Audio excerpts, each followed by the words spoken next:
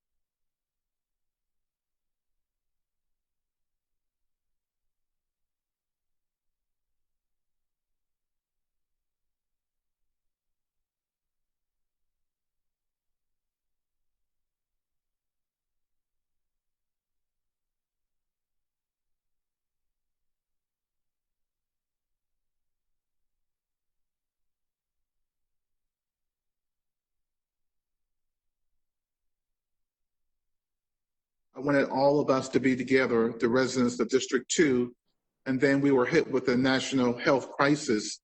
When we planned this meeting to be virtual, we thought that we can focus on COVID-19, but now we find ourselves in a national crisis throughout our country as well as in our city. So I thank you for coming and being with us tonight. All of us to be together, the residents of District 2, and then we were hit with a national health crisis. When we planned this meeting to be virtual, there's a lot going on within our community tonight, and that's why I want to thank each and every one of you for being with us and learning about what we have to do. My sister always told me that we got to keep the faith and do the work. So that's what we'll do here tonight. We'll pray for our nation. We'll pray for our community. We'll pray for our citizens, and we'll work through our troubles and talk about what's in the best interest of our community and what's happening here in District 2.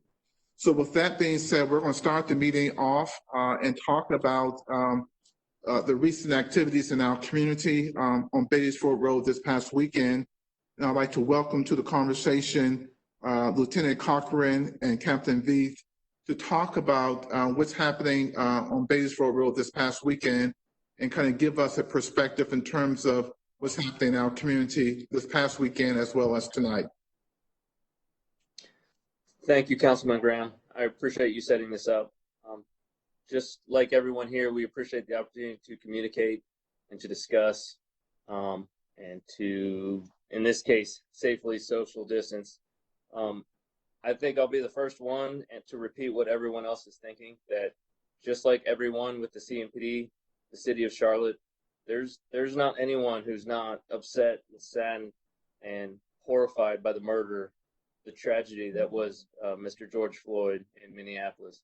I know everyone here with the Charlotte-Mecklenburg Police Department it's despicable, it's unacceptable, and resulted in some visual frustrations that manifested themselves here on Beatty's-Ford Road here on Friday night.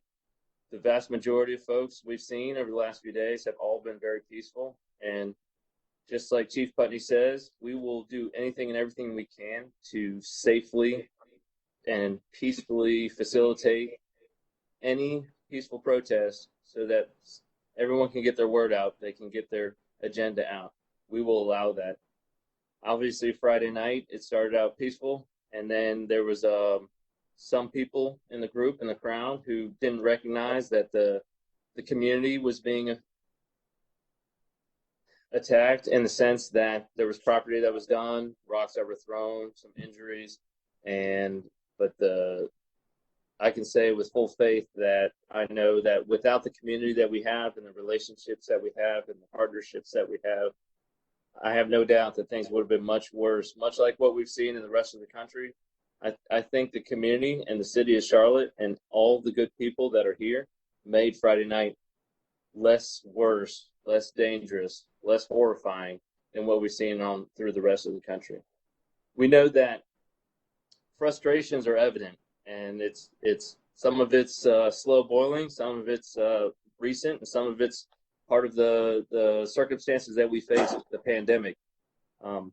People are frustrated. We came off of 10 straight days, it seemed, of rain, and Charlotteans are doing everything they can, and the community is working together. I'm actually incredibly proud of everything that happened as far as our community went, that it was not a front headline news story. It was, we were on the back end. Very few news agencies even mentioned us. As everyone knows, our goal is to bridge the divide. We take the sanctity of life as our top priority. Of course, property after that. We cannot let anyone destroy our city, and thankfully working with our community partners, with the relationships that we've built and worked to cultivate, with Lieutenant Spence Cochran, who's obviously a legend in the neighborhood, trying to ensure that we continue to communicate, we continue to facilitate the peaceful protests, and anything we could do to get those frustrations safely aired. You want to add? No, I mean, it's Spence Cochran, Councilman. One thing I also want to stress too, we did have some damage along the corridor. The Food Line Shopping Center was damaged. changed the restaurant, shopping center, the telecom store, and the shopping center was damaged. But at the same time, we did call them, notify them, and stood by them. We placed security around their business for the last few days at night to make sure that wouldn't occur anymore. We also had study patrols across the street too, even though the South Catherine Simmons area didn't suffer any damage from any kind of broken windows. Nick said one rock maybe thrown through the window that we notified them about, took the reports, and they had theirs boarded up too. A lot of them in the court are boarded up as a precaution, not because there was damage. The Family Dollar, it's open, while the windows are boarded up again as a precaution. A lot of businesses just did that, again, worried that the bonds might come back on the quarter, so they just board their windows up for a few days, just anything to kind of recede a little bit. So again, we just have some damage in the Food Line Shopping Center, but a lot of boarded up windows that you see on the corridor because it's safety. The business board them up just to make sure that, again, if it did occur, it was more prepared. We talked to some of the people who came out that night on Friday night and early morning to be with their businesses. They actually stood by their business overnight to make sure no one happened. I was proud to you out there walking with us and talking with us about what was happening on the corridor, seeing that firsthand knowledge. So you go back again and see exactly what we need or what we could do better. Another big thing, I got phone calls too about the community too that it wasn't Baseport Road breaking Baseport Road windows. There was outside people, and they were upset about that. They were perturbed that people come on this side of town and store our property when they don't live on this side of town or shop at those stores. So again, we've got some positive feedback, and we'll get the windows fixed. But again, the main thing is communication is there, and I've get phone calls from the neighborhood and community saying that we are basically standing together with you. That protest is fine. We welcome it. We'll give them the street or give them area to voice their concerns, but cannot have anyone getting damaged or getting hurt because of outsiders within that group. Well, I want to thank both of you gentlemen for your leadership in the community. I did also hear from members of our neighborhood associations who provided positive feedback in terms of the job that you guys did. They made 3 points. One, that they acknowledged the death of George Floyd and believe that the community has a right to peacefully protest what happened to him and was happening to African-American males across this country. They agree with that. They agree that peaceful protest is the way to go. But they also agree that they love their community, they love their neighborhoods, and they want their neighborhoods to be protected, and felt that the CMPD did a great job in terms of balancing the efforts of allowing for peaceful protests as well as protecting public space and public property. So I just wanted to start off this town hall by just acknowledging what happened on Batesville Road this weekend and acknowledging the fact that the work of our Metro station and Chief Cochran, everybody's doing to ensure that, in fact, that we move our community forward. There's still protesting in our community tonight. It's peaceful protesting, and that's what we all are encouraging. So thank you, gentlemen, for what you do for our community, and we look forward to bridging the gap between the police department and our community. So thank you very much. Thank you, Councilman. Thank you. Now we're going to pivot to our second agenda item, which is really important in the midst of all this community uprising all over the country. We're still dealing with COVID-19, which is a major public health crisis in our community. And so what I want to do now is just kind of introduce Chief Graham and Hannah Sanborn to talk specifically about where we are as a community relating to COVID-19 and provide us an update. So Chief Graham, I'm going to turn it over to you and allow you to update our community in terms of what we're doing and where we're at.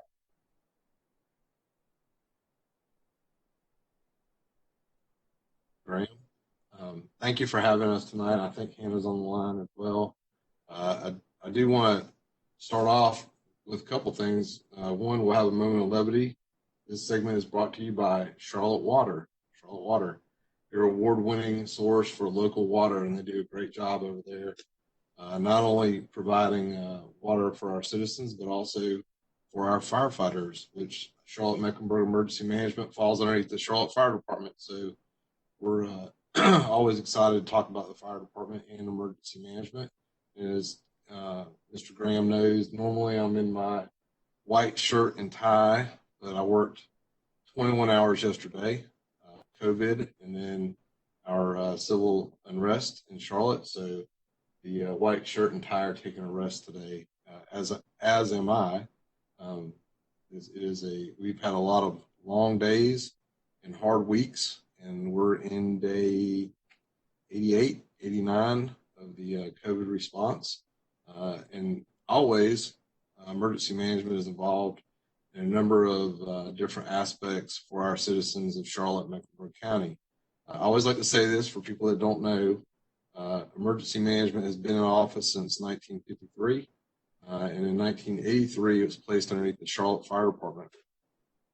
We are responsible for the entire county, not just the city of Charlotte. So we get to work with 7 municipalities in the county of Mecklenburg. Most of our staff are civilians. We have some that are uniformed, like myself, and I also have a captain that works in the office itself. Let's go ahead and advance this slide if you don't mind. Okay, so we're on day 83, I see, maybe a couple days old. I was looking just a few minutes ago, and I want everybody to understand that COVID did not go away, unfortunately. Everybody this weekend was focused on the unfortunate events in our community as far as the violence that was occurring, not the actual protests. Those are great, and we love to hear from the citizens, and we love to see it because it gives us a direction to go as a society. But the violence we're not going to have, and we can't have that. But everybody was focused on that. We had a number of people that were in our bars, and we saw that. A lot of folks have cabin fever, want to get out. But as of today, as of this afternoon, cumulative cases in Mecklenburg County are 4,337, and we have seen a sharp increase in the last 2 days in cumulative cases. We have 97 deaths as a result.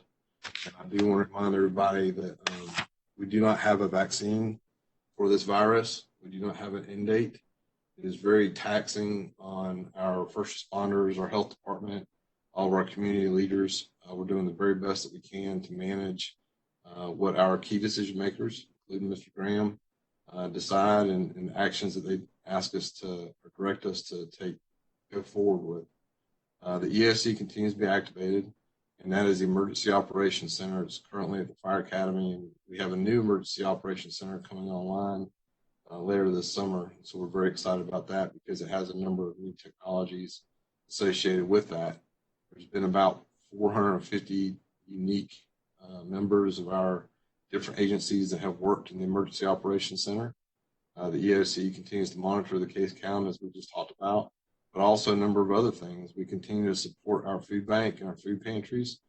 And I said this the other day in a press conference that was related to the civil unrest, but the National Guard has been here for months assisting us in the food bank, and they've been a very important partner for that. And so a lot of times, we don't always see it in Charlotte, but during hurricane season, the National Guard is key to our eastern counties, North Carolina. So we work a lot with them through North Carolina Emergency Management and Charlotte Mecklenburg Emergency Management.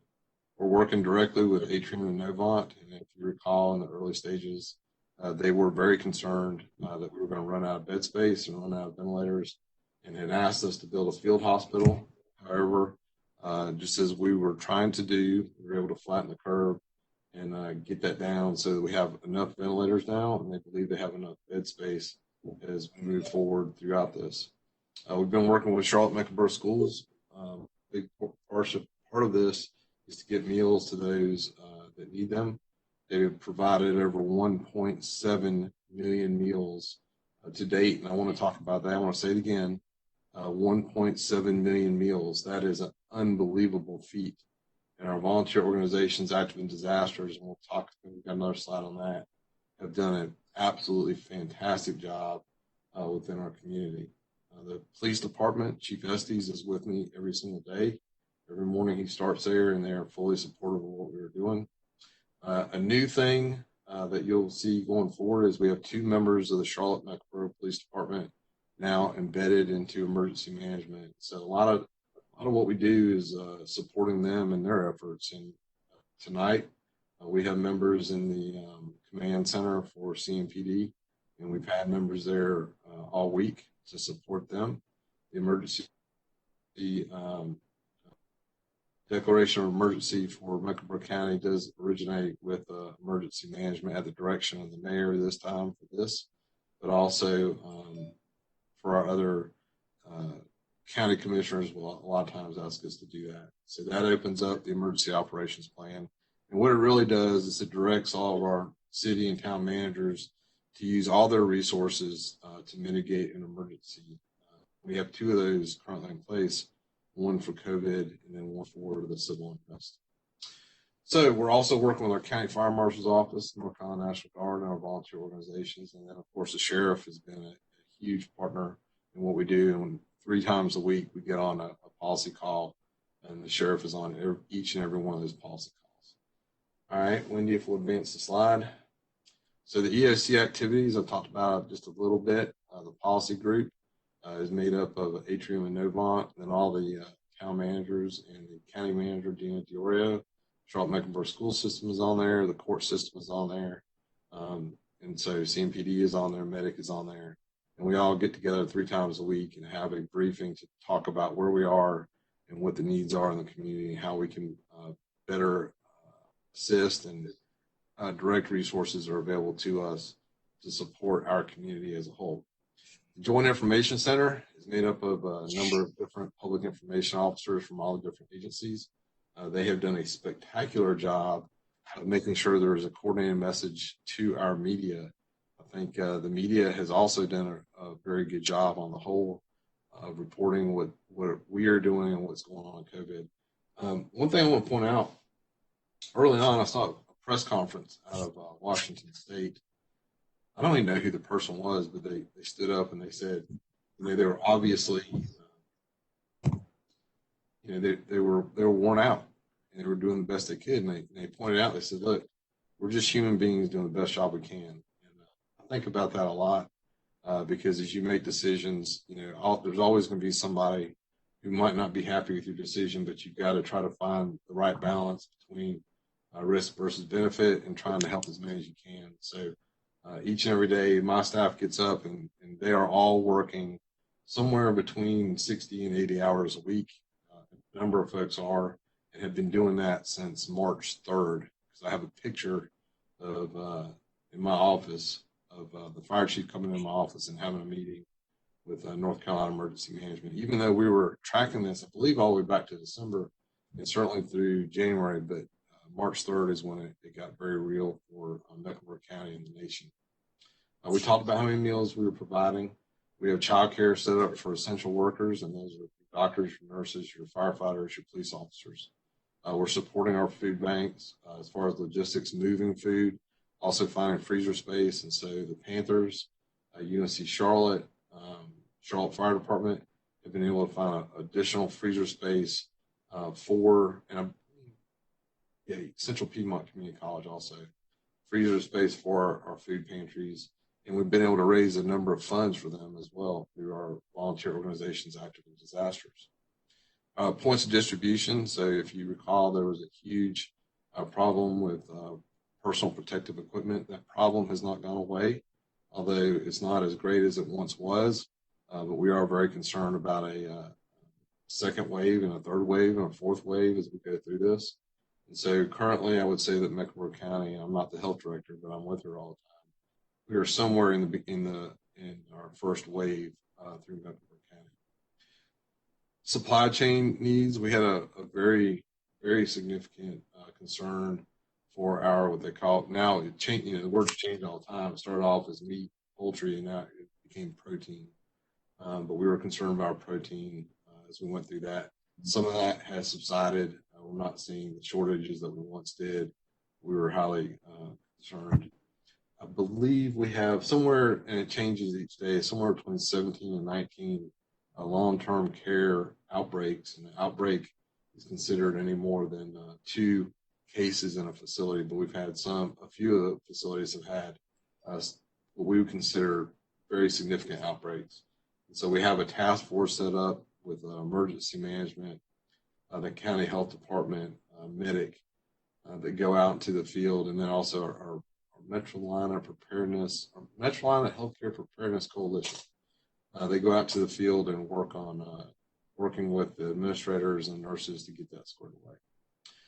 Charmac responds, so we'll talk about what we call the BOAD. And so early on, we had this great organization that came to us at the behest of Mr. Jones and said, go work with emergency management. We had done a little bit of work. But this group got together, and it's almost 200 different organizations. And they have raised to date $19 million. And they've mobilized over 7,500 volunteers. And so if you have extra money, and we ask everybody that, if you have money that you'd like to donate to the cause, please do so at charmacresponds.org. At charmacresponds.org. That is a very important website for us. And again, I can't stress enough, we're in this. We're going to be in it for the foreseeable future, unfortunately. And it is not going to go away. It may not be the cool thing for the media to talk about, but reality and what you see on the news don't always meet. I will say that. Let's go ahead and advance the slide. So stay-at-home timeline, just for everybody's information. Mecklenburg County was one of the first stay-at-home timelines. And a little inside baseball, the state of North Carolina and a lot of the other big counties were waiting on Mecklenburg County to pull the trigger on our stay-at-home because it gave them a little bit of leeway to go ahead and make their own decisions. And we were getting a lot of phone calls. You know, what's Mecklenburg County going to do? Are y'all ready? Are you guys going to go? And they did make the decision to go. And that is, and there's a lot of information out in the media that gets kind of misconstrued. For that to happen, all the mayors and the chairman of the county commissioner, Mr. Dunlap, had to sign it. So it's actually their order to do that. And we had the authority under North Carolina General Statute 166A. It was an extreme measure, but it was the right measure at the time. On March 30th, the state of North Carolina did the same, extended their stay-at-home order. April 13th, the local stay-at-home order was extended to match the state's order, so we aligned what we were doing with the state. April 29th, the Mecklenburg County stay-at-home order was lifted, and the city, county, and 6 towns fell underneath the North Carolina stay-at-home order. We went into phase 1 on May 8th. We're now in phase 2. There is a phase 3. We do not know what that is going to look like yet. So we're waiting on the governor and his subject matter experts in Raleigh to determine what phase 3 will look like. And it is important to understand that what Mecklenburg County is going through is not what a Jones County or Swain County is going through. So it may be very different depending on where you are in the state of North Carolina and really the nation. All right, Wendy, next slide. All right, so we'll talk about phase 2 just very quick because I think everybody's kind of gotten used to it. But phase 2 began on May 22nd. It lists the statewide stay-at-home order. Mass gatherings are limited to no more than 10 people indoors and no more than 25 people outdoors. Teleworking is encouraged. And so let me talk about that just for a second. Everybody has to feel comfortable in what they're doing, but being out in the community, personally, if you don't need to be out there, don't. You know, you still have huge risks that you're putting yourself through, and it's only getting worse. It's not getting any better. So take care of yourselves. Make sure you have your hand sanitizer. Make sure you have your mask on for others as well as for yourself. I mean, we don't know, you know, we don't have all the data on that, but masks are important to wear. And then when you come home, first thing you do is wash your hands. Make sure you're doing that all day long and doing the things to take care of yourself. It doesn't mean you're not going to get it. It just means that we're working to reduce the actual virus out in society. Bars, entertainment, and fitness facilities remain closed. All right, next. The 3 W's, wear, wait, and wash. Those are important.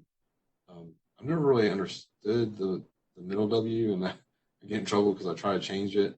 But they want us to wear a cloth face covering, stay 6 feet apart, and wash your hands often, and or use hand sanitizer. And I will say, and I violate these just like everybody does every single day. Unfortunately, you try to catch yourself. My children need hugs. I'm still going to kiss my wife. Still going to do the things that we try to do. When you're in a grocery store, make sure you're using they have the arrows on the floor. Think about, try to stay 6 feet away from people. And sometimes that's hard. It's hard when you go into the vegetable aisle or, you get caught up in different places, but those are things to think about. All right, next slide. Phase 3, we talked about that. We think it may include some things, increased capacity, opening up bars, and increasing the number of people allowed. And I know a lot of people are frustrated, specifically with the gyms being closed, and I fully understand that. Again, emergency management's job is to take what our key decision makers' decisions are and then move forward with those and manage that. All right, next. Going forward, we continue to align with the state of North Carolina's phased reopening plan. We continue to respond to COVID-19 and working with subject matter experts.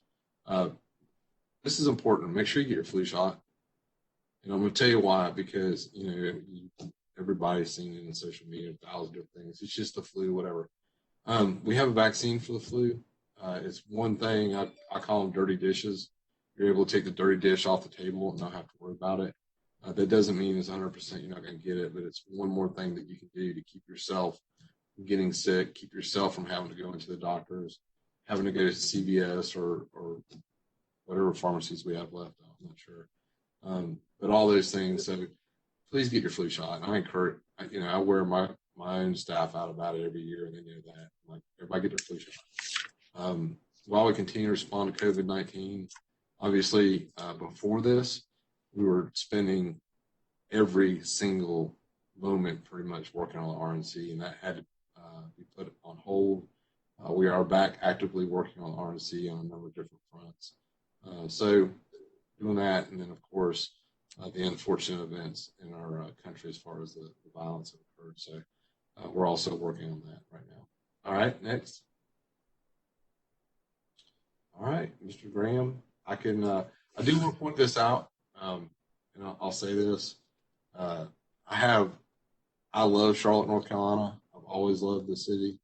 I've spent 24 years on the Charlotte Fire Department and worked in every neighborhood in the city, all of them. And we're blessed to have the firefighters that we have. But I also have a unique opportunity a lot of times to see city council operate, the mayor, the police chief, Chief Jennings now, and I knew him as a deputy, but we are blessed with the leadership that we have. But the hurt on our law enforcement officers out there right now, because this is their city as much as anyone else. And they're doing everything they can to protect it, but also to hear everybody that's out there. And I'm going to tell you, it is emotionally very hard on all first responders. And if you watch uptown, you'll see a lot of Charlotte firefighters directly behind the CMPD and supporting them across the board, just as we did in 2016, just as we did in 2012 for the DNC, and have done since the fire department was created in 1887. But we all love this city. We're all trying to make the right decisions as we go forward. But thank you, and thank you for having us. Thank you, Chief Graham, for that presentation, and thank you for the work that you've done over the past 83 days. I know you guys have been really attacking this virus and educating the public and doing all that you can to ensure that we are safe from a public health perspective. And certainly over the last 4 days, I know you wore another hat working with the Charlotte Mecklenburg Police Department as well in terms of public safety with the uprising in our community. So I just want to appreciate you for all that you do. I do have one question for you that we got from Facebook, though, in terms of, can you talk about COVID-19 and the impact that is happening in the African-American community? And can you talk specifically about any outbreaks along the Batesville Road corridor? I know that early on, there was some disproportionate numbers that were out there. I do not know if it's currently those numbers are the same. And we get a lot of questions about that. So just like any, I'm getting some data, but just like any major virus or disease out there, some of it, it really has to do with whether people have the ability to get to good health care, right? So good health care, I'm sliding out here because I am tired, but the ability to get to doctors, the ability to get to urgent cares, the ability to get to clinics, and then also diet and exercise and all those things. And when you really get into the macroeconomics and social impact of that, it's all the way across the board. So now, that being said, and I will say this, early on, we also had a significant outbreak in some of our wealthier sections of the city. And the reason for that, we believe, or I believe, was also because they thought that it wasn't really impacting them. So they were ignoring some of the messages that were out there. And so we also saw that. Let me say this. This entire pandemic, I wish I was a psychologist, and I wish I was a sociologist, because it is fascinating to watch how people react to news that they're getting and data that they're getting, how they spin that, what that looks like on social media, and all the things that go along with that. Just like the shutdown, if our numbers get significantly worse, our elected officials and our managers will come to us one day and they'll say, hey, we got to do something. We're going to do something now. So where that point is, we don't know, and I hope we don't get to it again. But we got there in the beginning, and if you had told me 5 months ago that we were going to have to do a stay-at-home order for Mecklenburg County, I don't know what I would have done. And I think we all know, or I know where I was when the president got on TV and said, hey, we're going to have 60,000 people possibly die from this. And to date, we've had about 106,000. And so that was horrific at the moment. And then when you get to 106, now it's like, okay, we're at 106. I wonder what's going to happen tomorrow.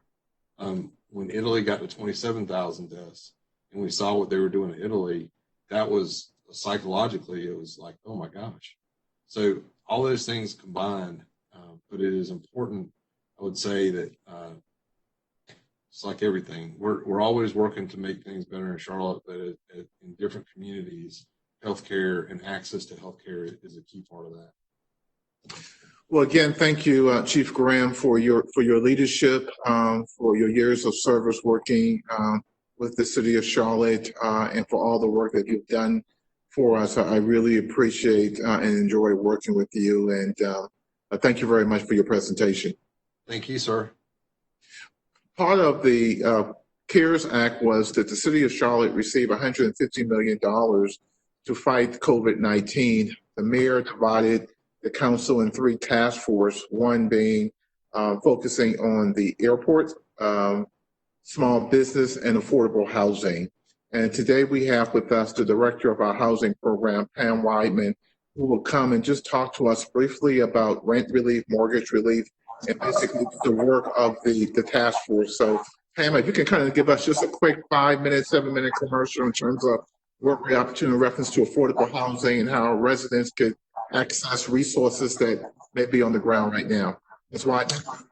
Thank you, Mr. Graham. Thank you for inviting me to share this information. Thank you for hosting this town hall. I would be remiss as a city employee if I did not acknowledge the unfortunate events that are going on across our country because of George Floyd and others. Want to thank the men and women in blue who are working tirelessly in our streets to keep us safe.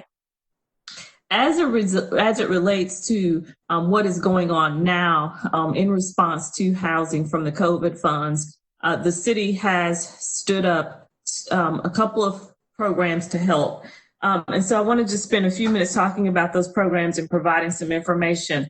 We have a rental assistance program and a mortgage assistance program. Those programs are stood up. They're being administered by the Charlotte-Mecklenburg Housing Partnership. Those programs are to help folks earning 80% and below the area median income. So that's about $62,000, I believe, for a family of 4. Don't quote me on the number. It changes slightly, and it changes slightly each year. Let me just give some information about those 2 programs to share with folks who might be watching.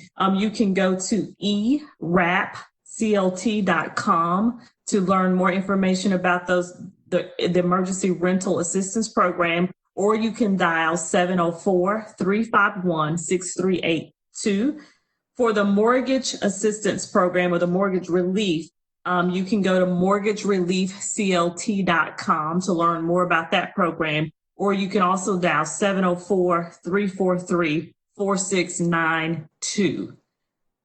As far as the money that council approved, up to $8 million just last night, I believe it was, we know that there are a number of resources in the community currently to help with mortgage and rental assistance. So we want to be smart. We want to leverage it with partners throughout the community, partners like the United Way, partners like the Foundation for the Carolinas and Crisis Assistance Ministry. So we're going to be working feverishly and love to thank the council and the task force for approving that money to put another program in place to help folks sustain the housing that they have already obtained. And so I know we're a little behind time, Mr. Graham. I'll stop there and be happy to answer any questions that you might have for me.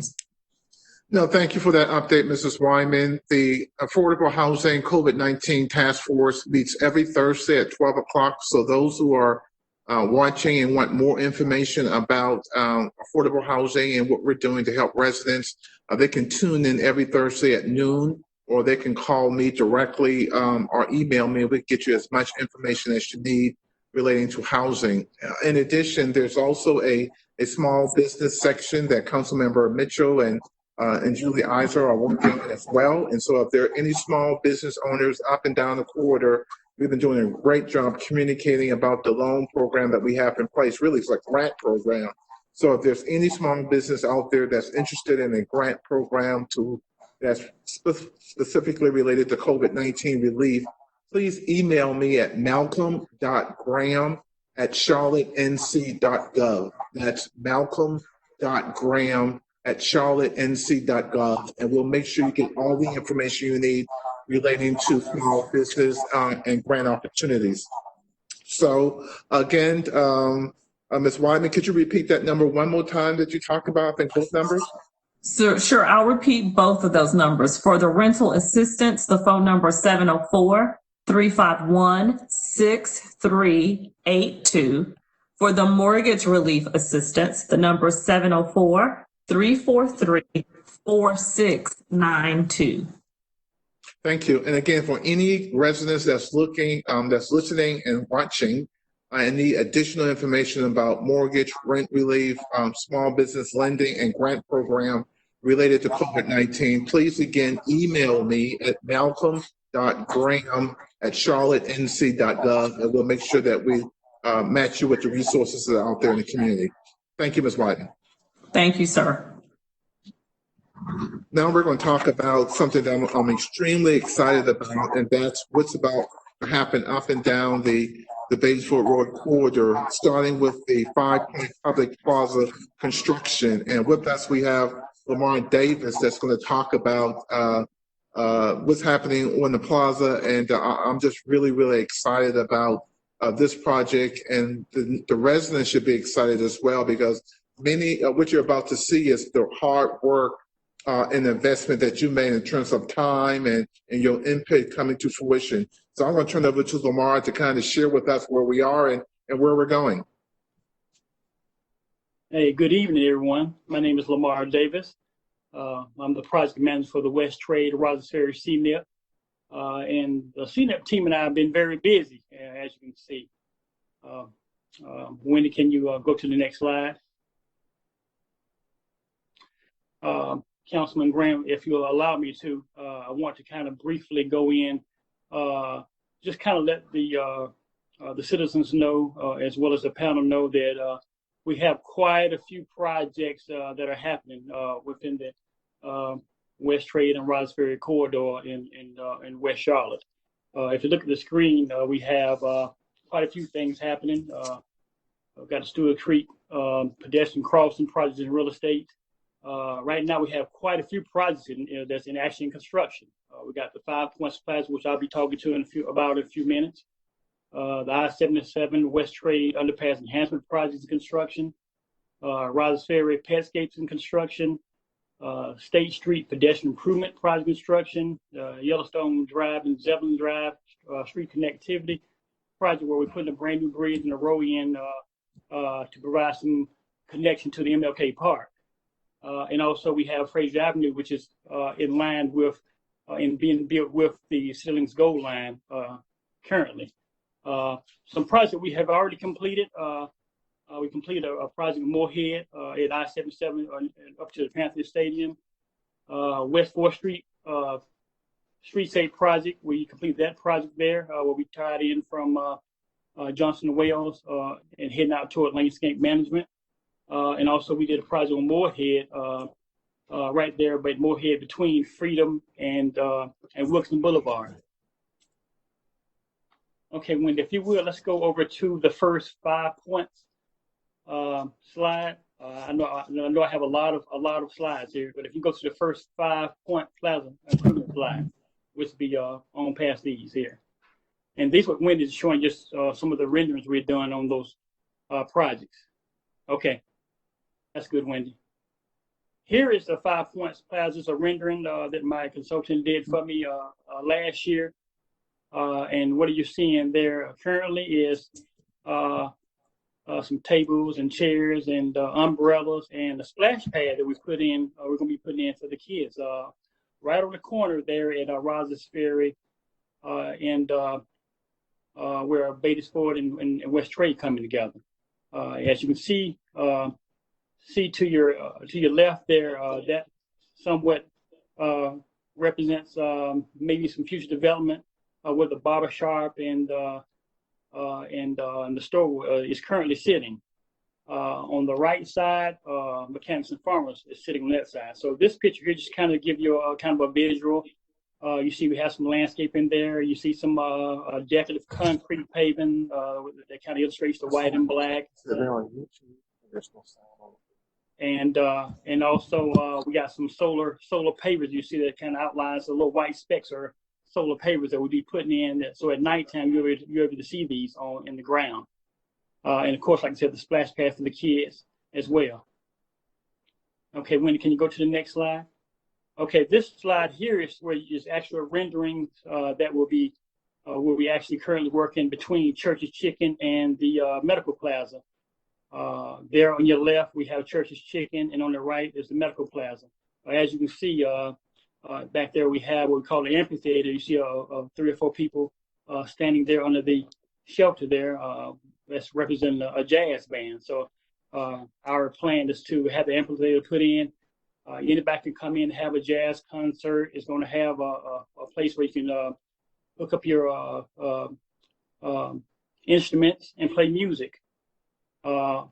Also, behind there, we have places where we have, once again, we have swings and chairs and tables and umbrellas, and on behind there or down on the other side of State Street, we're going to have a couple of places where we're going to have places where food trucks can come in and set up. And so we're very excited about this project, and we're very excited about all of our projects. Every one of the projects that we're working on currently are tying together. They all have some type of connection. As far as pedestrian improvements and encouraging redevelopment along the corridor. So this particular project, 5 points, we are actually in construction now. United Construction is our contractor, and he's been out there. They've been out there for the last month or two, excavating and doing some grading work, and so we're very excited to see this project continue to go. Right now, we're anticipating, hopefully, this project and all these projects will be finished before the end of the year. And so, along with this project and a couple other projects we have along the corridor, you'll see a lot of new exciting things for all the citizens as well as the residents in the West Core to enjoy. So that's all I have. Thank you, sir, for that presentation. Can I ask you a quick Uh-huh. Give us a quick update about that. Where that's at. I can't say it again, Councilman Graham. Can you give us a brief update relating to the streetcar and how that's going? I'm not currently on the streetcar. Okay. That'd be Tanya Wembley and Andy Winehouse, but I do know that project is working running pretty smooth. They're actually working in some of those areas along West Trade and also on the other end where French Street is. They're actually working on tracks there, and they're also working on the Hawthorne Bridge, which is close over to Independence. But yeah, it's moving according to what I've seen so far. Everything is working pretty smooth. And that's what I'm hearing as well, and that they're still scheduled for a early 2021 opening Right. of the streetcar, and so things are moving extremely well. The some of the lanes along Batesford Road near Johnson C. Smith is open Right. now. Obviously, the French Street is closed, but they're doing a Right. tremendous job in terms of the work that they're doing, and all of these projects that we just talked about. All of them are scheduled to be completed by the end of the year or early first quarter of 2021. So a lot of new improvement that the citizens will see relatively soon. So I'm very excited about that, and want to thank you for all the work that you've done. And I'm going to turn it over to Erin so she can talk a little bit about the programming over there as well. Welcome, Erin. Thank you so much. I appreciate it. I hope everyone's doing well this evening. It's a troubling time, but I am excited to join you to talk about the programming that we're going to be doing at Five Points Plaza once it's complete. Been working very closely with the CNIP team and Lamar, and have been serving on your CNIP team since 2015 in one capacity or another. So this is truly very exciting, an exciting year to see these projects wrap up. Next slide. So just to take off from where Lamar left off, the elements that you're going to have in your public space are a splash pad, an amphitheater, movable furniture that can be moved around based on events or how the space is used, food trucks, public art. That's a process that we're working on right now with ASC, custom design swings, and a Wi-Fi mesh network, which we're really excited about. So you may have participated in 2018 in our Better Block. So this whole time that we've been designing this plaza, we've been collecting data. And so during our Better Block, we tested all of those elements out temporarily over a weekend, just to make sure that our design was really responding to what the community told us, and then giving the chance for the community to experience the design that they said they wanted. And we collect data around that, so you can see programming in the space, and when things actually happen there, have a really big effect on how people feel. So we collected data before and then during the event, and you can see a huge uptick in how people felt in the space, enjoying it and feeling protected and comfort. So that's how we knew we were on the right track.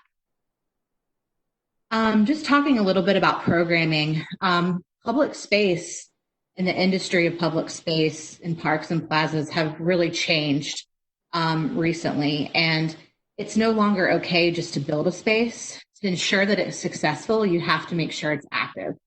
And so the whole time that we've been building and designing this space, we knew that once it was built, we really needed a solution from the city perspective, and also working alongside the community and co-creating with the community what would happen in this space.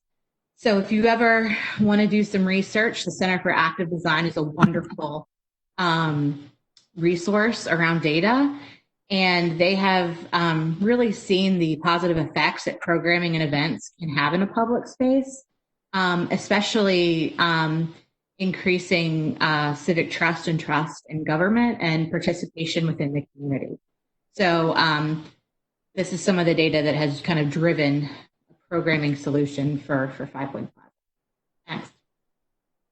So the vision about, what you said you want in your plaza over the last couple of years is that it is a place for the community to come together. It's a place for culture and history and everything that the Batesford corridor and the larger West Side and the historic West End stands for.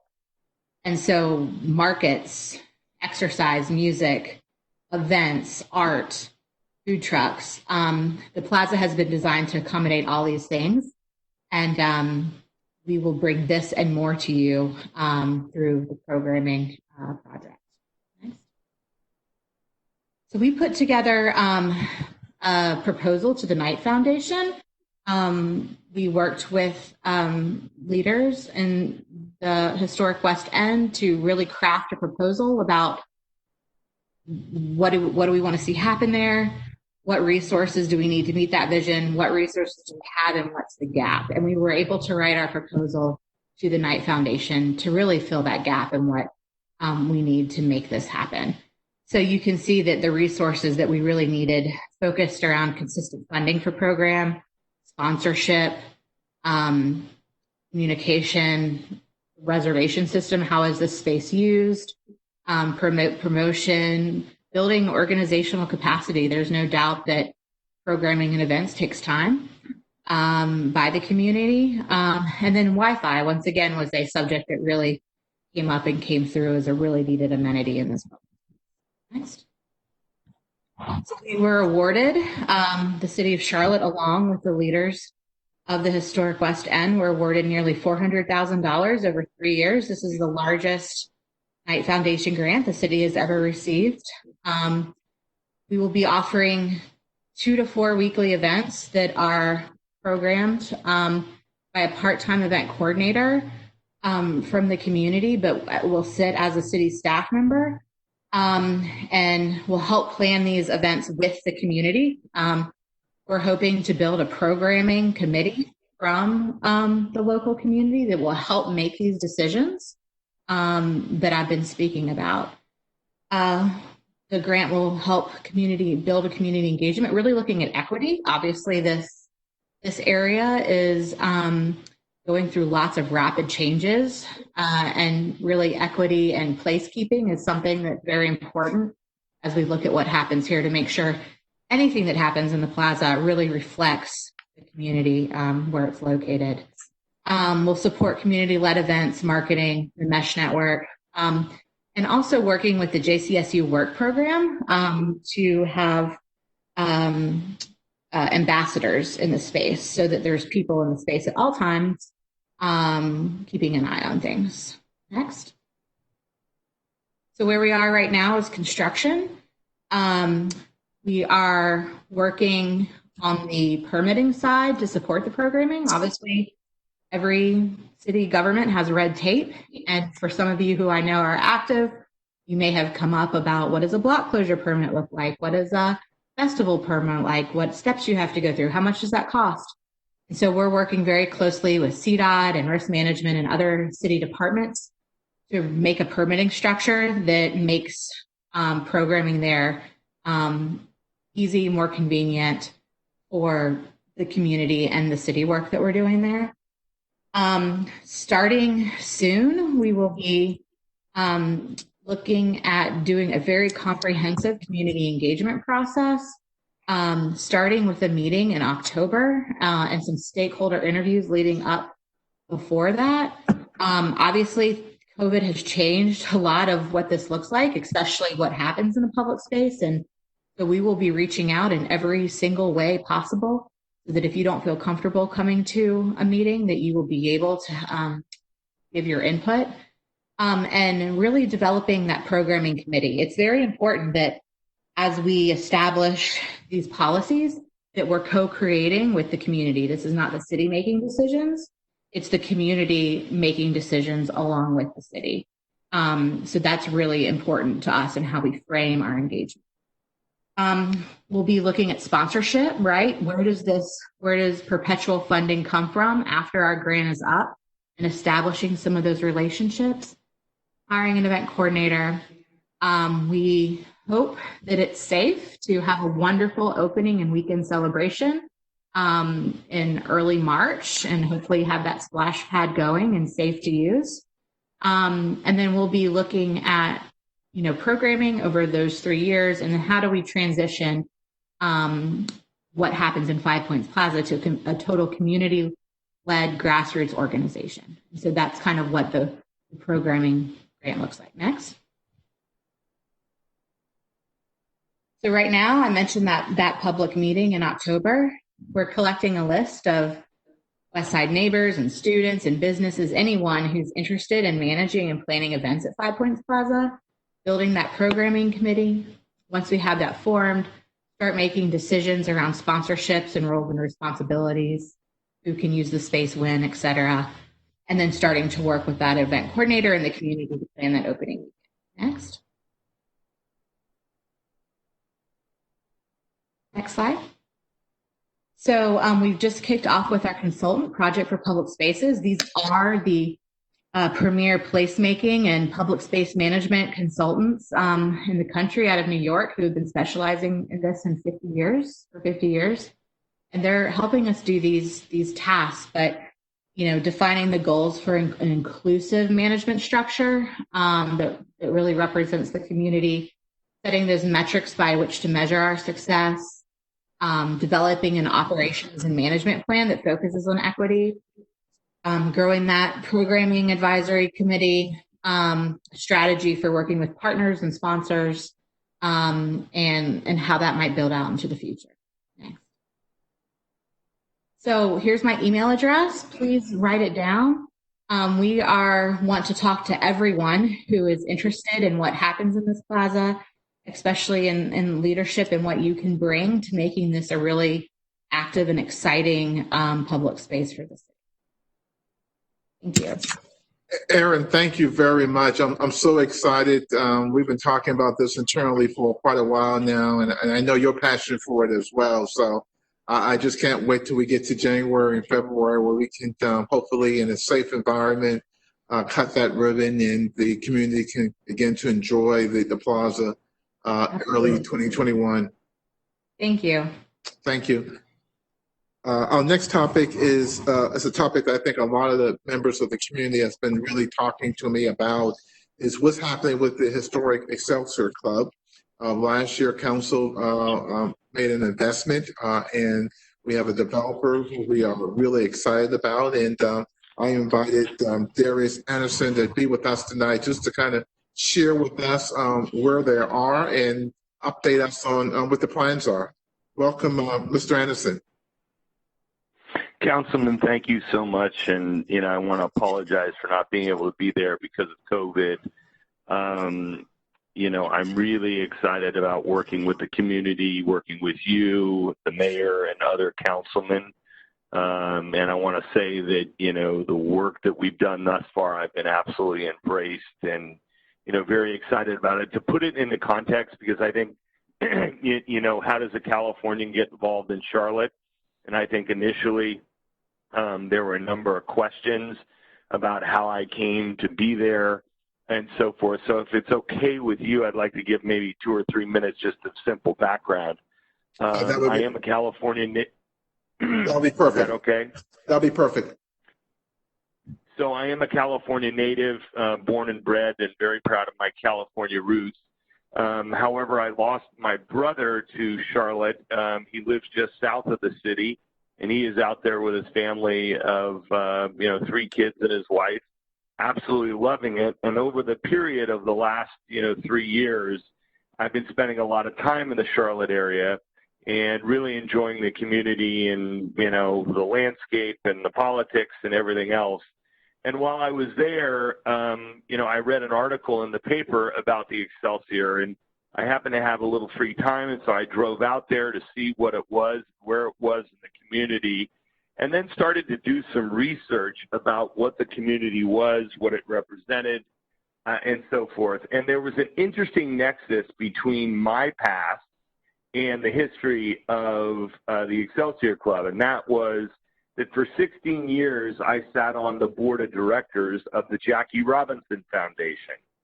And the Jackie Robinson is one of the largest minority scholarship organizations, second only to the United Negro College Fund. And I loved my time and tenured and really loved working with the foundation for the preservation of African American history.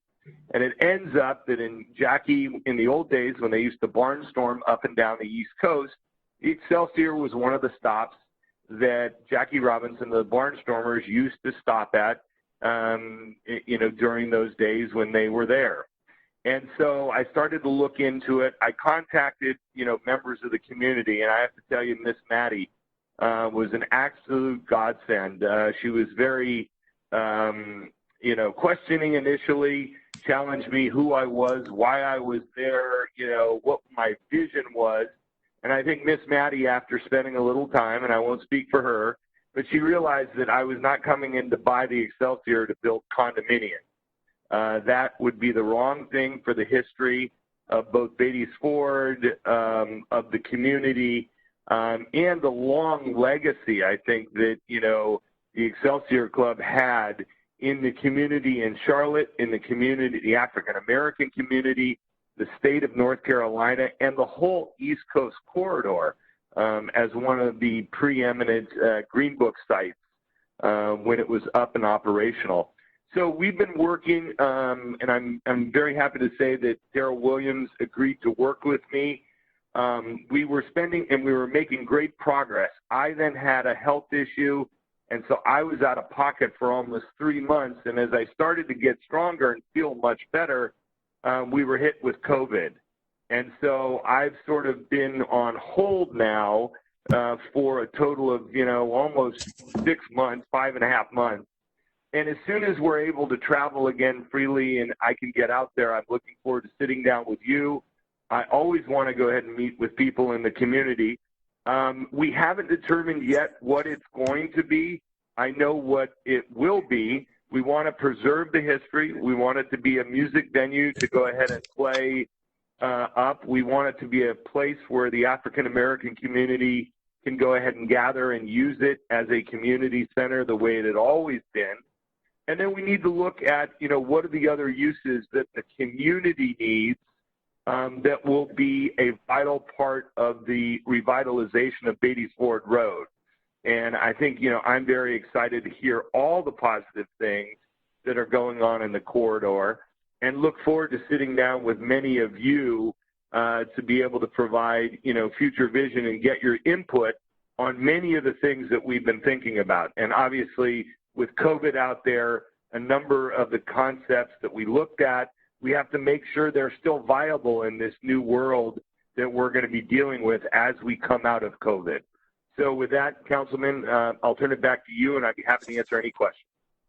Well, thank you very much for participating tonight. You're associating yourself with some great people, Manny Marshall and Darrell Williams. I know both of them extremely well, and I know both of them are passionate about the revitalization of the Beatties Ford Road corridor, as I am. And so I look forward to working with you and helping shape your vision for the corridor. The Excelsior Club is a historic landmark in our community. It fits well in terms of what we want to see the community looks like as we move forward. As you heard, there are a lot of exciting things coming on board within the next 6 to 8 months on Beatties Ford Road, and your project will be yet another jewel for the corridor in terms of revitalizing that particular space for community use. So I'm very excited about the prospect of working with you and Darrell and Manny Marshall and others to create an environment that really the community can really enjoy. So thank you very much. I too look forward where we can personally meet and talk about how we can work together collectively. Thank you for coming. And I just want to, Councilman, I just want to thank the city staff, the county staff, everybody that worked us to go ahead and with us to go ahead and close this deal. And I can't tell you how excited I am to work with you, and I hope that we can meet with other members of the community as soon as it's safe to travel. We will make that happen for sure. And I'm going to ask the public if there's any questions relating to the Excelsior Club. Just forward it to me again at malcolm.graham@charlottenc.gov. And I'll make sure that Mr. Anderson gets them and try to answer them for you. Again, we're trying to conduct business in a unique and different environment. But again, like I said earlier in the show, that what my sister always said we have to do is keep the faith, but continue to do the work. And that's what we'll try to do. So thank you, Mr. Anderson, for being with us tonight. Thank you, Councilman. I look forward to seeing everyone. Thank you.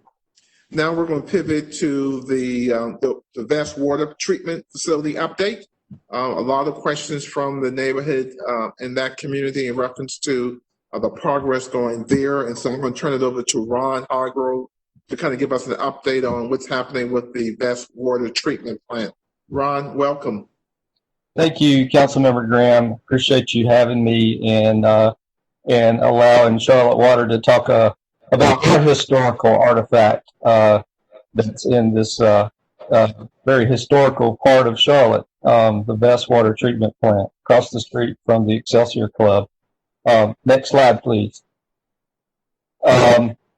Little clip of the Charlotte Sunday Observer from 1924 when the plant opened. It was a very celebrated event. It was the first modern water treatment plant in Charlotte's history. There was one off of Beatty's Ford Road, a little south of this location, that was built in the early 1900s. That you can still see glimpses of the footprint today. But the vast plant has been around, one of our oldest facilities since 1924.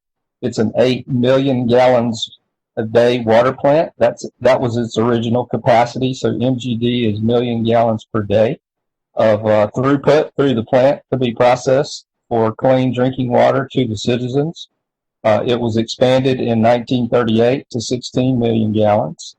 Not on the slide, but in 1949, it was the first water treatment plant to add fluoride to the drinking water in the Southeast, one of the top 10 medical marvels of the 20th century. So we were one of the first to do that in the country. In 1990, it won a historic designation by the American Water Works Association, a landmark award, which is very few in the country, but it recognizes older infrastructure that's been kept in good sound condition and is still operating.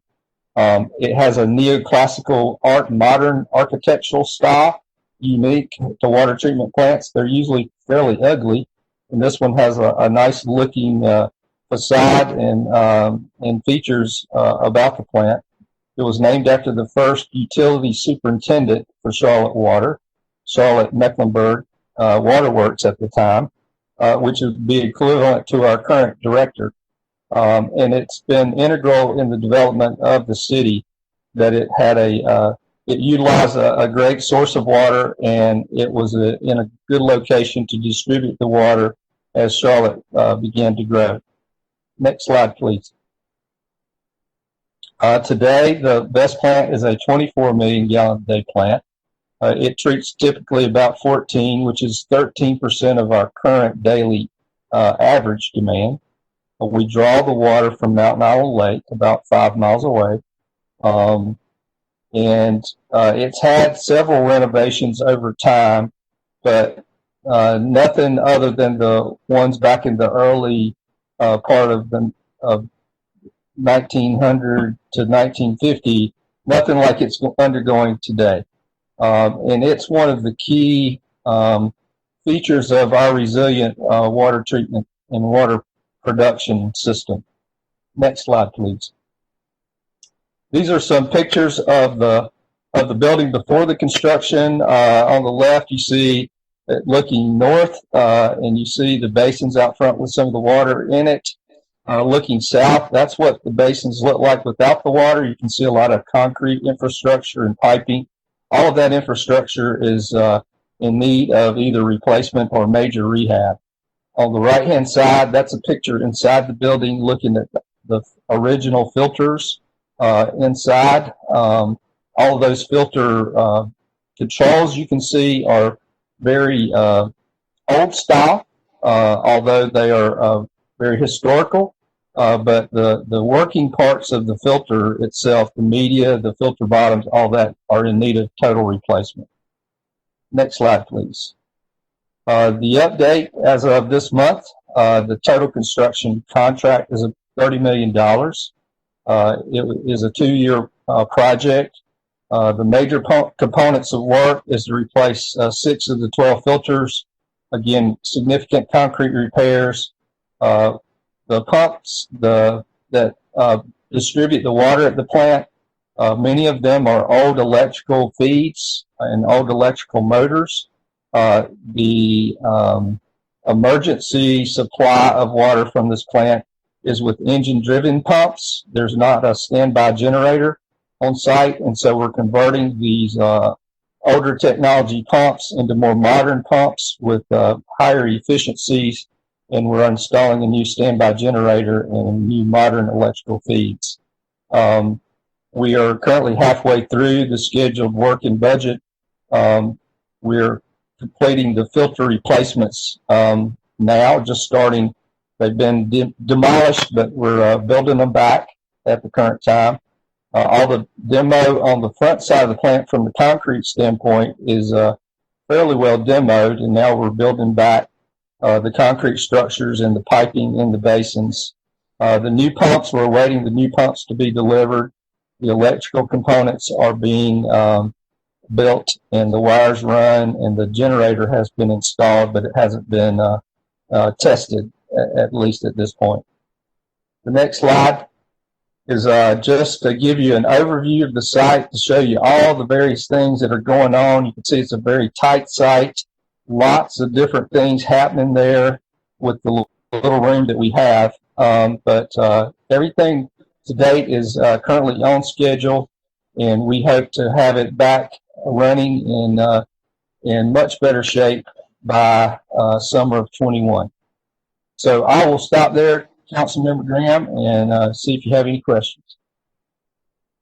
I want to thank you for that report. Again, there's a lot of work going up and down the corridor, and certainly the water plant is a part of that type of community build out. So I'm really excited about what you're doing over there. Quick question for you though, and I think we talked about this before, and I think you know where I'm going in terms of that beautiful water tower.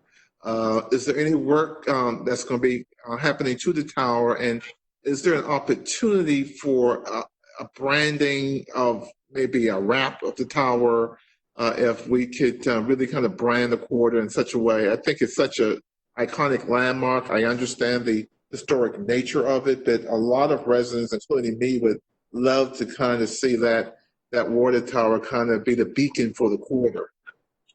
Councilmember, yes, that question has come up before. The water tower structure itself, the tall one, is our Patton Avenue tank, and it's also a historic landmark as far as its shape. It has been rehabbed recently, meaning it's been recoated both inside and out. So we're not planning to do anything in this project that changes anything about the tank. As far as a community art project or some sort of a brand going up on that, that has been posed to Charlotte Water, and I think there's been plenty of conversation about it, but it's really hasn't been something that has really proceeded past that point. So Charlotte Water would be certainly open to having a conversation with you and others that would like to propose any ideas. There are some limitations about wraps on steel structures like this. Sometimes the deal breaker has been just the coating and the application. Charlotte Water would be more interested in a wrap type of concept that would work rather than a paint of some sort of a logo on the tank. Well, I think I just inherited another project, and I look forward to speaking with members of the community for sure about conceptually if that's something that they want to do. Based on what I've heard thus far, I think there are a number of individuals that are really curious about the idea of doing that. Certainly, I think it provides a lot of value, right? Because you got the streetcar and the Seltzers Club and the renovation of the water plant itself. You got the 5 Point Plaza Park. You got everything happening up and down the corridor that's really introducing that corridor to the community in a different type of way. And so I just look forward to kind of furthering those conversations and having a community discussion about that and see if we can make some magic happen. Sounds good. I appreciate you. Thank you very much for your time. Thank you. Now we will shift to the Beatty's Ford Road widening project. Welcome, Ahmad.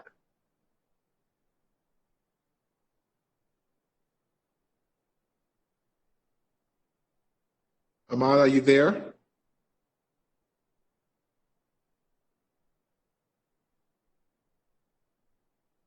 Ahmad? All right, let's go to Aaron with Urban Maine. Aaron, are you available and ready? Can you hear me then? I can hear you now. I'm here. Welcome. Welcome. Oh, Ahmad. There's Ahmad. Ahmad, you're on.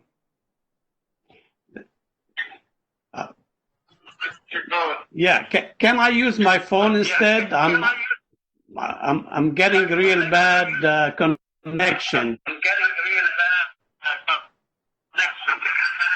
Okay, let's do this. Let's go to Aaron first and see if we can troubleshoot your issues.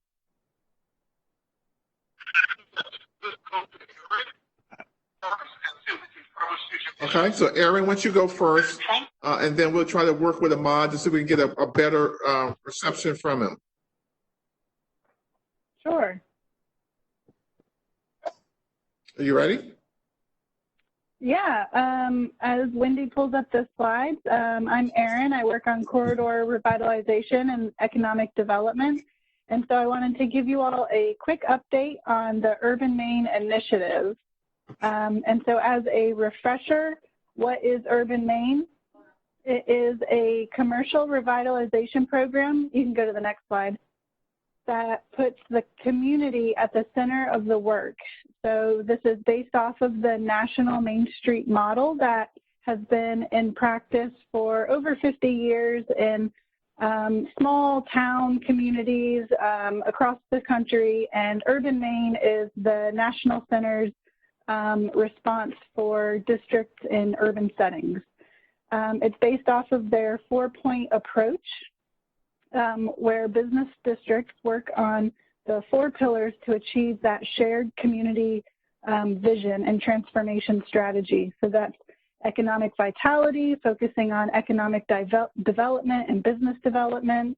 It's design, working on the built environment. It's part promotion, so promoting and marketing the businesses that are in the district, but also the district itself as a place where businesses can thrive and residents can find the goods and services they're looking for. And then finally, organization. So really focusing and supporting the people who are a part of the district and really doing some capacity building and training so that they're ready to lead on the ground. So the whole project is really built on the existing assets, the assets that are already present in the community. Our geography is really centered at Beatty's Ford and LaSalle. You can go to the next slide. So we go up to the library right at Gilbert Street, and then down through the intersection down to about St. Luke Street. So capturing just about all of the commercial, non-residential activity down to like the Great Things Boutique. Next slide. So since our initial kickoff in October of 2018, I wanted to give a little summary of the engagement activity that we've had. This is through our community meetings, our advisory committee, and other volunteers, our trainings, and then our survey. So you might remember we had an online survey ahead of that initial kickoff. That was a community survey that asked folks, what they want to see in the district, how they define the district themselves, what are the top 3 businesses they go to, what are the top 3 businesses that aren't there that they wish were there. Our advisory committee took a look at that initial survey response. We had about 80 responses and thought, we could get a better representation of the community as we know it. We thought that the online method probably didn't capture all of the neighbors, all of the residents. So last summer, we actually sent the survey out again, and we did it in person and online We got it out to the neighborhood leaders. We got it into the businesses along the corridor, and we received in total over 200 responses, and that felt more accurate to the folks who live there. And then most recently, staff gave a recent update at the Lincoln Heights neighborhood meeting on all of this activity. If you were at that, this might look pretty familiar, but I just wanted to make a note that, you know, if your neighborhood is meeting in any way recently in the upcoming, you know, we're happy to come and give more detail, more information if you'd like it. So next slide, I wanted to quickly review our advisory committee. This is the group that's been guiding the national consultants from the National Main Street Center along the way as we develop that transformation strategy report. You can go to the next slide. So we've had neighborhood leaders from the neighborhoods that are directly adjacent to the district. We've had financial institutions that are interested in supporting the district and the businesses in the district. We've got local business owners who are located on the corridor. And then we also have the city departments that, you know, work along the corridor so that we can all have that shared coordinated effort. My next slide shows our timeline of what we've been doing since our last town hall presentation, which was actually last March, when we last updated you all on the urban main work, and then what we expect over the next few months. So in September, in the fall last year, we actually had a series of 3 workshops. We started with that visioning and consensus workshop where Dion from the National Main Street Center led that activity. It was very interactive. And then about a month later, we had Main Street 101, and this was a full day training going really in depth on that 4-point approach that every Main Street, every urban Main program uses. And we even invited folks from districts in DC and Birmingham, and they were able to share with us, you know, how they use that 4-point approach in practice, because, you know, we recognize it's one thing for a consultant to come in and tell us how it could work, for the city to come and tell a community how it works, but it's really great to hear it directly from folks who have been able to use this successfully. In November, we kind of combined all that into a work plan workshop. We created 4 teams that are each tackling one of the 4 pillars. And they also came up with some ideas, some project ideas that I'll share a little bit later on what activity could happen over the next 12 months. This spring, we finished the transformation strategy report, and as soon as COVID hit, our plans for a great big community-wide presentation were kind of put on hold. So we are continuing to work on really pivoting our strategy on how to roll this information out to make sure that we can provide that opportunity for people to come and really dive into it and learn what it's about, get involved, you know, on one of the teams if interested. But we want to make sure we're doing that in a really safe way, but that's also accessible to everyone. That final report. So we're calling it a final report. It's really just the start of the work. So it recommends 2 strategies for the district to pursue. The first one is neighborhood goods and services. So let's pursue that cluster of retail and retail service businesses that fulfill day-to-day needs of nearby shoppers. This is straight out of that community survey. Folks want to be able to access, they want restaurants, food establishments, coffee shops, and then also those other kind of service businesses like tax accountants, banks, dry cleaners, those kinds of things that you need on that day-to-day basis. And then the second strategy is all about equitable entrepreneurship and using, approaching the neighborhood goods and services through that equitable entrepreneurship lens. So it's about unlocking the full potential of the local economy by dismantling the barriers and expanding business opportunities for low-income people and communities of color. And so that's what the all 4 teams and the advisory committee are working on pursuing. And then in terms of the city and our own economic development department, we want to make sure that we're continuing our own corridor revitalization investment that we've been doing.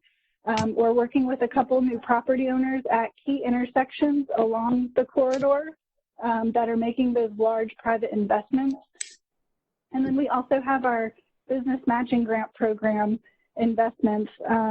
This program continues to be regularly utilized by businesses along the corridor. And in FY 2020, which is the city's fiscal year that's just now ending later this month, we will have awarded over $500,000 in business matching grants to businesses and properties in District 2. So, you know, that really shows the commitment and the interest in revitalization among even small businesses that are using this and property owners. These are some of those ideas that came out of that November workshop. So I just wanted to give you a little bit of an idea of what those teams are interested in working on. So the design team is really focused on those quarterly cleanups, doing an enhanced corridor cleanup of the public space and the public realm, and then also looking at design standards, working with businesses, and then also creating a pop-up shop program to expand the opportunity to do business on Beatties Ford Road. The economic vitality team really wants to understand the needs and interests of our business owners that are here today. They want to organize the financial institutions that are interested in supporting the businesses, and really just focus on communications and making those connections. You can go ahead a couple slides. And then the organization team, again, is really focused on coordinating between businesses and residents. You can go to the next one. And organizing that community-wide meeting to make sure that we're sharing all of this information with everyone in the community. They also set a goal of hiring an urban main coordinator later this year, and we'll also be working with the advisory committee to determine, you know, what that community organization is that's on the ground and is really driving this work moving forward. The promotion team talked about hosting a food truck rally and community outreach, really celebrating the community that is along the corridor today. Doing some place branding, which water tower wrap is right in line with that. And this team has already mobilized and received a City of Charlotte Placemaking Grant Award to install a very cool mural at the side of West End Fresh Seafood. So kudos to this team for already getting some work done. So on my next slide, just reiterating, we've got that community update that we're looking to host, you know, late summer, fall, whenever it's safe to. We're exploring online and call-in options if something like this makes sense. The team is still just exploring what's the best way to get all this information out and get people an opportunity to join the teams in that really safe way. And if you have any questions, my contact information is on the last slide. Feel free to reach out to me via email or phone, and I'm happy to give you more information about any of these projects or ideas, or connect you with one of the project teams if something sounds up your alley. Aaron, thank you very much. I'm so excited about what's about to happen with Urban Vein, and specifically on the corner of Beatties Ford Road and LaSalle Street. I know there's some things that we can't talk about right now, but the community should know that there's a lot of activities happening on that corner that really is going to be a spark for economic development and growth along the corridor. And so stay tuned for at some point an announcement about what's happening over there. In addition, the city's new budget that starts in July 1 puts a lot of money in corridor revitalization and corridor development. And so again, there'll be more monies on the ground to really impact corridors like the Batesville Road corridor and really begin to target development in certain parts of the city. And I think our community is set up to do that. In addition, I know that the Charlotte-Mecklenburg Police Department is still working to and has identified that corner as a hotspot, that they're working really, really hard to clean it up. Obviously, the events of the past 2 days does not indicate where that community is. It's growing, it's thriving, and there's a lot of potential for the community on that corner. So I'm really excited about what's happening over there, and I want to thank you for the work that you've done, Aaron, and let's kind of see if we can get that project across the finish line. I think you know what I'm talking about. Yep, happy to help. We're excited too. Okay, thank you very much for your help. Last topic on the day, and I think we got Ahmad back. And so, Ahmad, can you hear me? Are you ready to go? Can you hear me? We can hear you. Yes, sir. Welcome. Okay, great. Thank you. I apologize that we had No problem. internet. You're the cleanup man, so you're last at bat, so you're going to bring us home. All right. Okay. Well, I'm Imad Fak, Charlotte Department of General Services in the Batesford Road slide, please. And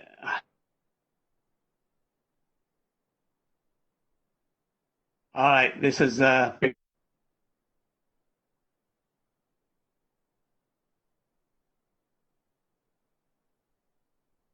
just but it's waiting and make that area the next try next.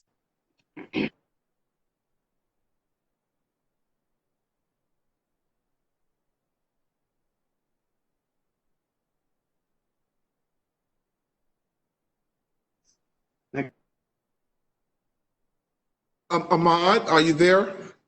Yeah, yes. Can you? We're still having problems with your audio. And so let's do this.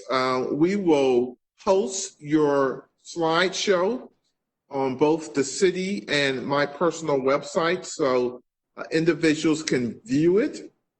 And then if they have any questions, they can communicate with me. And then what we'll do is see maybe if you could do a presentation and record it, and then we'll also post your presentation as well that way, because right now we're really having a problem with your audio.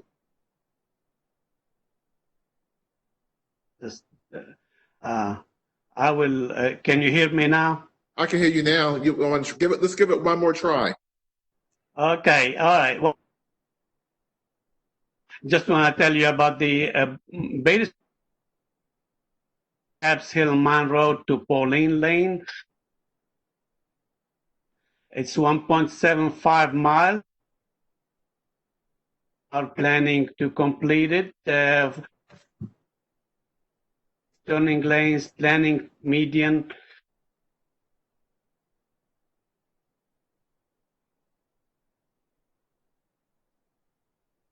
We're going to add a new traffic signal at Caps Hill Mine Road and Batesville. So, and in addition to that, we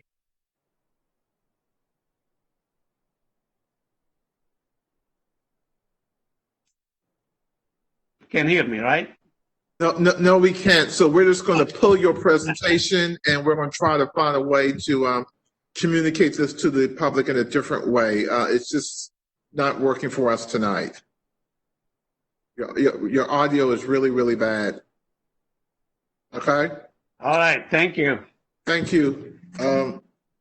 I'm sorry, District 2, but he's having audio problems and we aren't able to hear his presentation. So what we'll do, as I said earlier, we will post it both on the city's website as well as my personal website. Please review it at your leisure. If there's any questions in reference to it, we will respond to it. I know that I've gotten a number of phone calls from residents in reference to the widening project relating to flooding near the Macquarie YMCA and drainage issues. So I just want the residents to know that I am aware of that. I have communicated that to the project coordinators as well, and will follow up with that. So review his presentation online at the city's website, as well as my personal page. If there's any questions, then we will follow up with you with the appropriate answer for that. Okay. So this is the end of our agenda. There are a number of questions, and I want to quickly review them, and so you can know that we were listening to what you were saying. And what we'll do is all the questions that were asked tonight via Facebook, we will answer them for you. And again, we will post those questions and the response on the city's Facebook page, as well as my personal Facebook page. So if you ask the question, we have it right here, and we will respond to it in writing, and we'll post those answers on those two pages. Again, the city page and my page. I just want to take the opportunity to thank you very much. I know these are unusual times in terms of how to communicate effectively and efficiently with the residents of District 2. Like I said earlier, this is the first of 3 meetings that we'll do. The second will focus on the Mountain Island Lake Coolwood area portion of the district. And again, so we're trying to be as proactive as we can in terms of engaging the public. Again, if there's any questions on any topic, please feel free to email me at malcolm.graham@charlottenc.gov.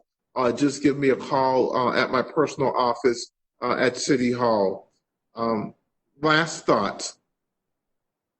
I pray for our country. I pray for our city and our community. I pray that we have a way to beat this virus and that our community can come together as one. I encourage each and every resident of District 2 to follow the protocols of the local health departments, wear a mask, wear gloves, wash your hands frequently, do not touch your face or your eyes, take the virus seriously. It is still within our community, and we still have to act like it is here. So I encourage you to do that. There are a number of testing sites available throughout your community. There were a number in Beattyford Road. I think they're thinking about coming back there again. If you feel that you have symptoms or you just want to take the test if it becomes available, I encourage you to do that. Lastly, I think in this community that based on what's happening nationwide, that protesting is a part of our democracy. And I encourage peaceful protesting. What happened in Minnesota, what happened in New York, where a white woman weaponized her skin color to attack a black man. What happened in Atlanta, where a black man was cornered and killed by 2 white individuals, demonstrates that we still have issues relating to race and police accountability in our community, which calls for a nation to speak out and calls for our residents to step out and even protest. I encourage that. I encourage the protest to be peaceful and to be orderly. And I encourage all our residents who want to push back to do so with your mind, your will, and the power of your vote to elect those individuals who represent your best interests, whether you're a Democrat or a Republican, to get involved in the public process. And lastly, I encourage all our residents to make sure that we know you're there by filling out your census form. So you should have gotten it in the mail. You can go online and fill out the form as well. That's extremely, extremely important. So if you would do that for me, take care of your health, peacefully protest, fill out your census form. And if there's any questions that you have of me in reference to what's happening in District 2 or what's happening within the city as a whole, please feel free to email me again, malcolm.graham@charlottenc.gov. May God bless you all. Stay strong. Keep the faith. Do the work. Thank you very much.